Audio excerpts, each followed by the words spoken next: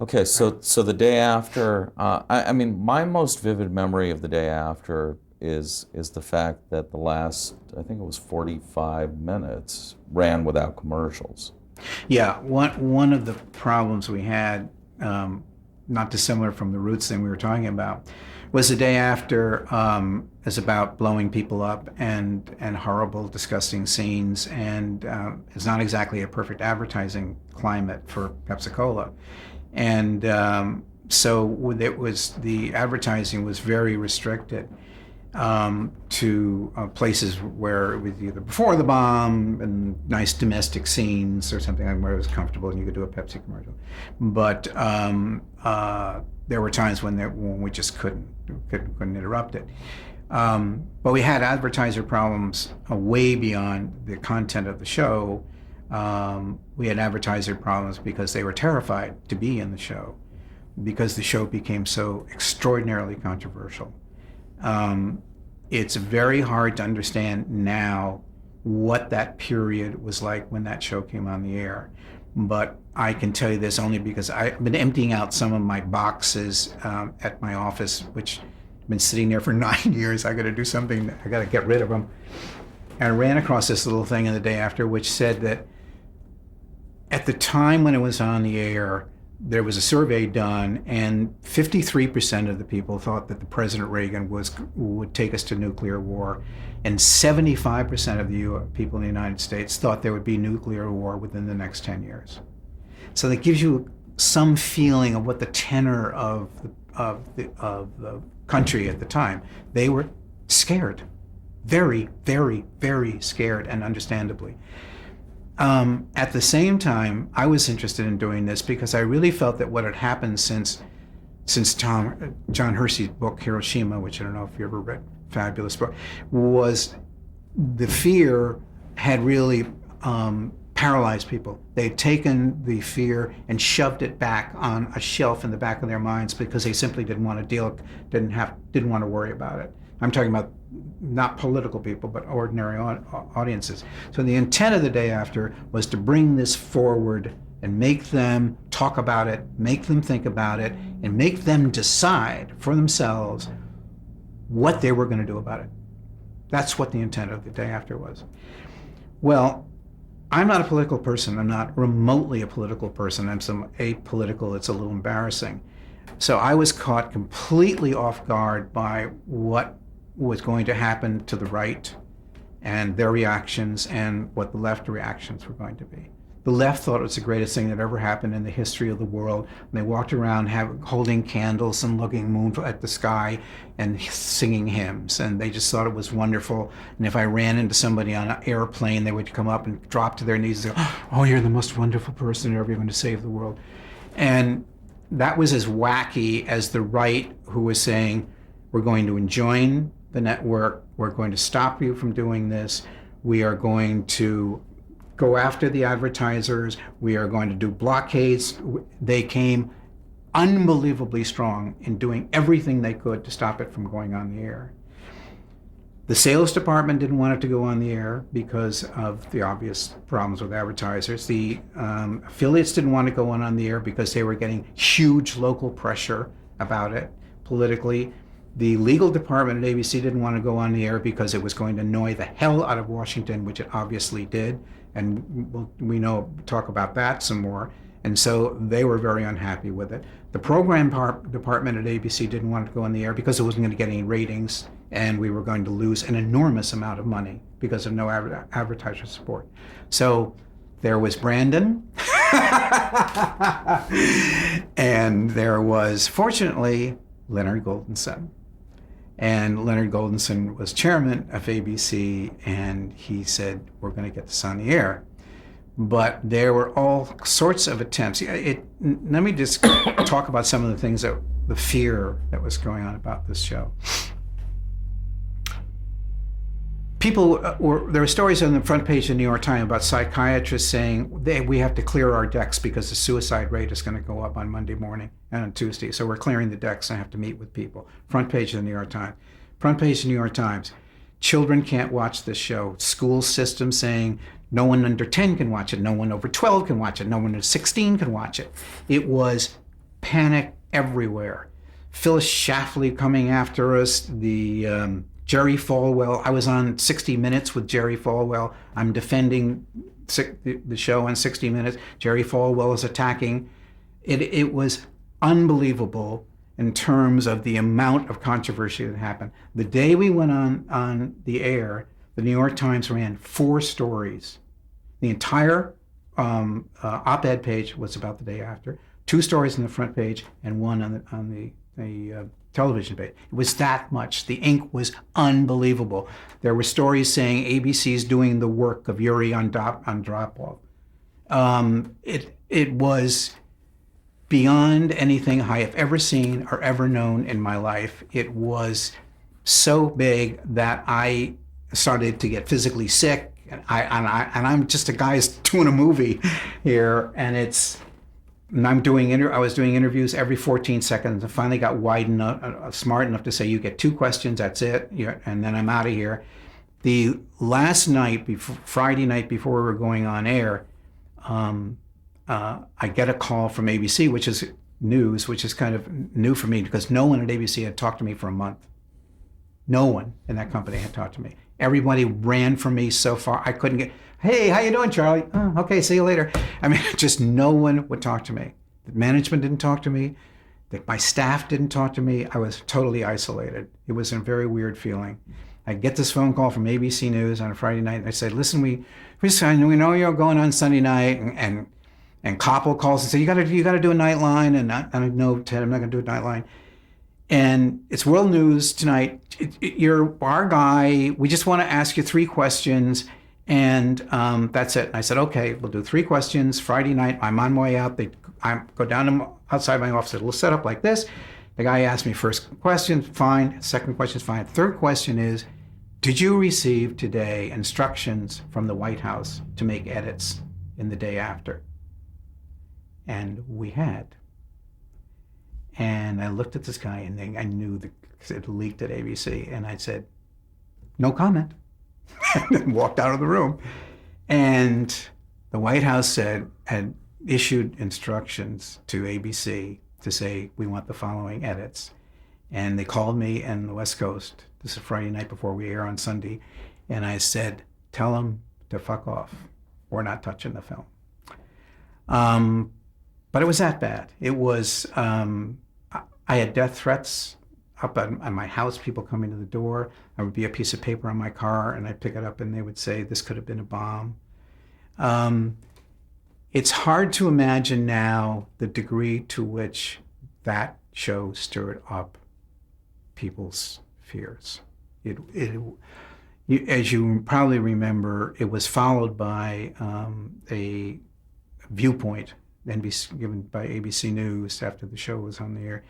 And George Shultz opened it up, his Secretary of State, and he talked about the administration's position on nuclear disarmament, what they were doing, what they felt about it, and he was very uncomfortable and not a happy camper to be put in this position. And then it was followed up by Kissinger and Bill Buckley, et cetera, the big panel that went on for an hour discussing the issue. You did screen the movie the movie was screened for the White House then. The movie. What happened was, and another little interesting story. I was called by the head of legal department to come down and to meet with him, and I walked into his office, and it's a guy I never liked very much, and he said, "Brandon, listen, I just took one of the tapes. I sat down with some friends in Washington, some of our friends down there, and they loved it. Let me just say that first, like they thought it was wonderful, and we'll talk about that too, how much I thought it was wonderful." And he said, "So don't worry about it, but they've got some concerns about kids watching this thing, and I know it's 2 weeks from air and stuff like that, but I would hate to feel that we put something on our air that would cause hundreds of thousands of kids permanent scars in their minds. And I think we got to pull this. I think we got to take it off." And I looked at this guy, and I don't know where this came from, and I just said, I got an idea. Here's what we'll do. We'll set up a test. We'll take some kids and their parents and grief counselors, whatever you want, and we'll do it in a secret little place, no press, none of those guys, so they won't be on the front page the next day. We'll do a test and see what the kids think. And if it's all right, if the kids aren't scarred for life, we'll go ahead. So they do this thing. I'm in LA. They call me from the test in New Jersey. They run the test and it comes out and it's all over. And they bring the little kids out, the 12-year-olds and the 14-year-old, and they sit them down and everybody's patting and you all right, Billy, and everything. And they turn to Billy and Jack, or I guess, and they say to Jack, are you okay? Is everything all right? And he goes, yeah, I'm all right. He said, was it really scary for you? Was it really hard? And he says, scary? Have you seen Halloween 3? His mother turns and said, did you see Halloween 3? When did you see Halloween 3? And that was the end of it. I mean, that was it. We got it on the air. But it was that kind of stuff that we were doing to try to get this thing, people blocking it, saying no. We had... Oh. That's all right. No, it's all right. What did the White House want changed? There was if I remember correctly, and I'm not sure I do, but it was only 2 or 3 lines. But the day after, the story was done in a certain way, so you didn't know who went first, who pulled the trigger first, who sent the first bomb. Mm-hmm. There was escalation, but you never knew, did Russia do it first or did America do it first?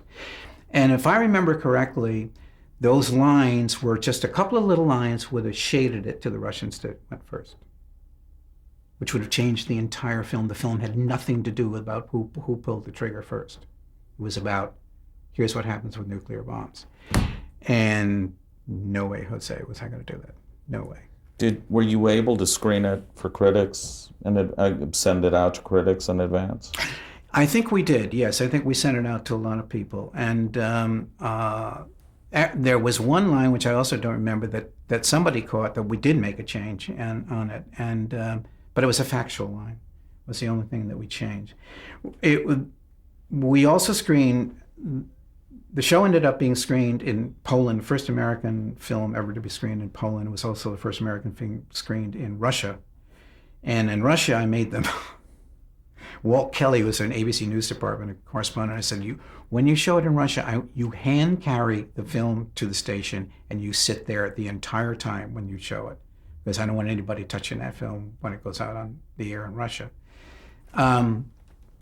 It was absolutely terrifying. The overreaction by the right and the left to this film was beyond anything that I have ever known or could possibly imagine.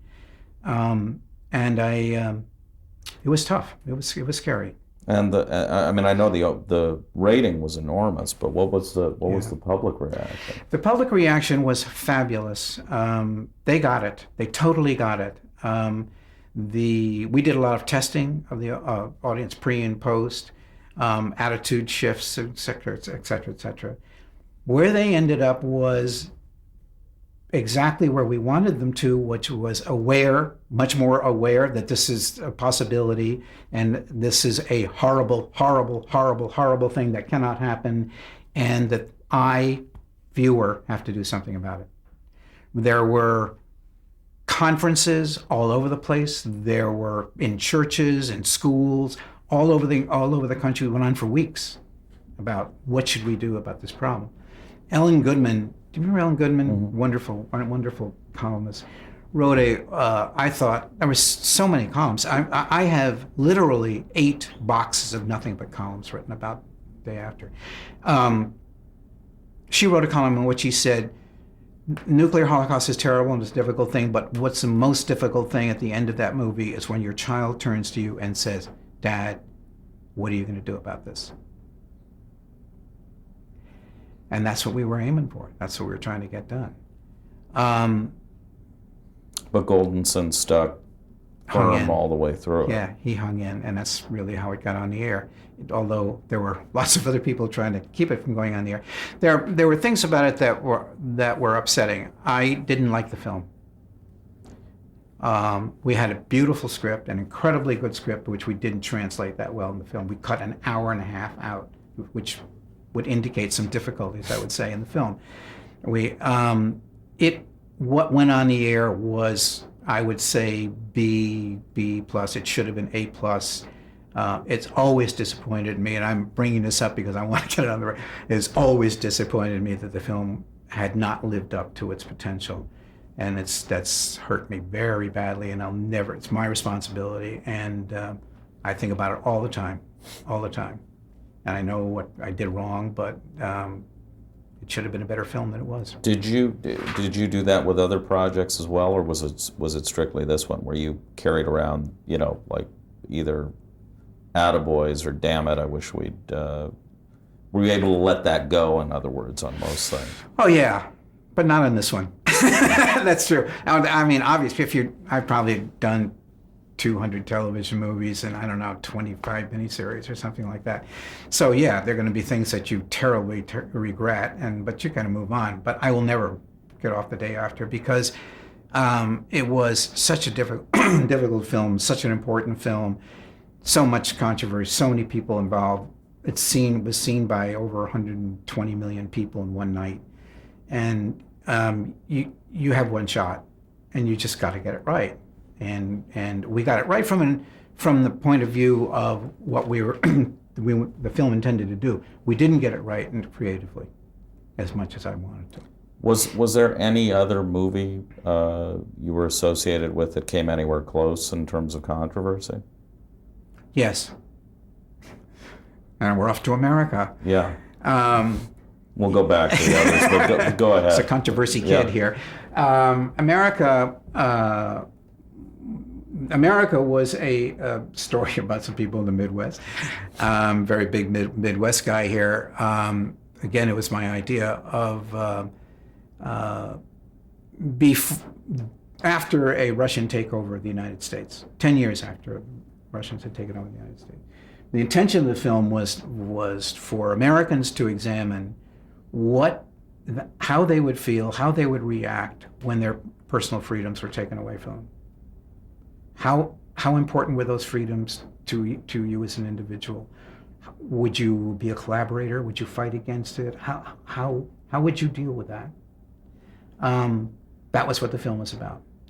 I had thought about it in that kitchen. I did a lot of work up in that kitchen up there, and came up with the idea. And initially, I thought of it as being, okay, I want to do something with the Russians. The Russians come into the United States, they take over, and then we examine how the freedom thing works. Freedom works for the viewer. And I said, but I don't want to do the Russians landing and the red button and the fight and all that stuff, because that's all a prelude to the stuff that's interesting. And Marianne turned to me and said, why don't you do it 10 years after they're already here? And I went, yes, that's good, because I don't have to do a deal with it. That Donald Rye, we did that with Donald Rye. He produced, wrote, and directed it. One of those great ironies was I had thought of it on a Thursday night. David Wolper had called me late Thursday afternoon. I've done a lot of miniseries with David, and he said, I got to see you Friday morning. Could you slip me in? I said, yeah, sure. What time? It's only 8:30. I'll be down. David comes in. He says, I got this idea, and I just thought of it, and I really want to do it with you. And what is it? And he said, it's a story about America 10 years after Russians have taken over. And I said, David, you're not going to believe this, but I just thought of this last night. I'm going to do it in-house. I'm sorry. I know you're not going to believe me, but we're friends. You've got to trust me. Been with you forever. I'm going to do it. I just already put it in development about 15 minutes ago. And he was great. And he turned and said, that happens. Turned, walked out the door. Anyway, so we started. I thought I was going to do it at 4 to 6 hours, and it turned out we were going to do it at 12. It was equally controversial because now everything flip-flopped. The left was against it totally. They were horrified and vitriolic and screaming and yelling. I was getting 15,000 letters a day.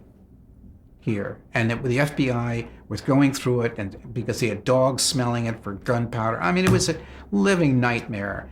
The right thought it was the greatest thing that ever happened, and suddenly, same guy was a hero to the right, and now a total villain to the left. Same guy, but you know, I get a postcard with a picture of a guy in the front, and he's got his thing like this, and on the back of it says, "It's Stoddard. You're not about nothing but money, and I know where your children live." You know, and so it got scary, and America was very, very, very, very controversial. Again, we lost a week before we were on the air. We lost $98 million in advertising because of a controversy. They walked. The advertisers just pulling out. Walked, pulled, gone, out of there. We're gone. So it was a brutal, brutal experience, and very tough. So the controversy element is something I don't look for. I really don't. Well, I was going to say, were you drawn to the controversial material, or was it just you were drawn to something that you thought would provoke an emotional response? What I was drawn to was the idea of the film and what it would do to the audience. Hopefully would do to the audience. In the case of The Day After, it would make something that you were not thinking about in the forefront of your head, and you were going to have to think about. You're going to have to make a decision. And the decisions was either going to be, well, you got to get rid of a lot of bombs, or we got to get a lot more bombs. But you're going to have to get off your butt and make a decision, because this is right in your face.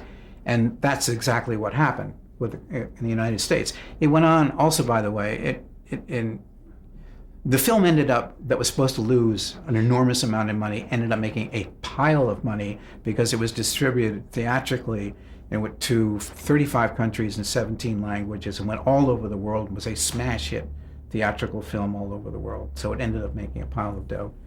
Not so with America, though, right? No. The Day After was closer to a movie length than No, but I mean, America was, as I recall, was not terribly successful. That is correct. Yeah. America's problem was it opened extremely well. It had a 38, 39 share opening night. And but there was slippage from the half hour, so you already knew you were in trouble. And it went down during the week. I know why it did. I know exactly why it did. And the reason America went down was because it wasn't very good. It wasn't good enough. It was a great idea, and Donald did not have. What happened was that I initially started with Donald, but I got promoted to the head of the entertainment division, and I couldn't be hands-on with the project the way I really should have been. So the script never got to be as good as it was. We had to hurry it for production. There was all sorts of nightmares about it.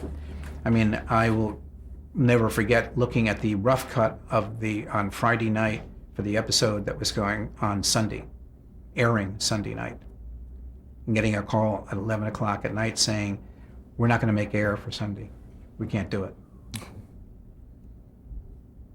I said, "Yes, you are." I don't care if you go up with slides. You were going up on Sunday night. So it was a little scary.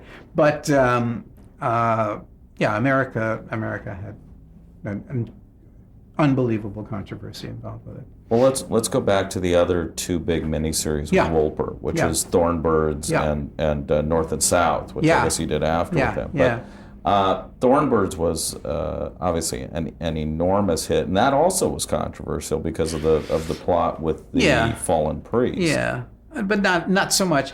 Thornbirds was a really great case in point about miniseries and novels and miniseries, and in this case, Warner Brothers had tried to develop it as a feature for a long time, and couldn't, because it was such an epic and so big and so hard to get into a 2-hour content. So they finally gave up, and they called me and said, "We've got this book. It's fabulous.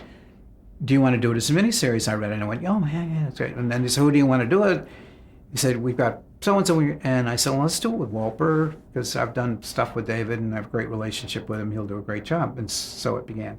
And Stan Margulies also worked on that one as well. And It went very smoothly. It really didn't have a problem until we had to add a few hours, I think, in the scripting. And lengthening miniseries is never a fun thing to do. It's always scary to lengthen them. But it went pretty smoothly. We had some bumps in the road on casting, was difficult. Not so much Richard Chamberlain, but on the female part, because there were a lot of women who really wanted to play that part, and I lost some friends in casting that one. But when we do a miniseries, we shot this. We did not go to Australia, so we were how are we going to make this thing look Australia?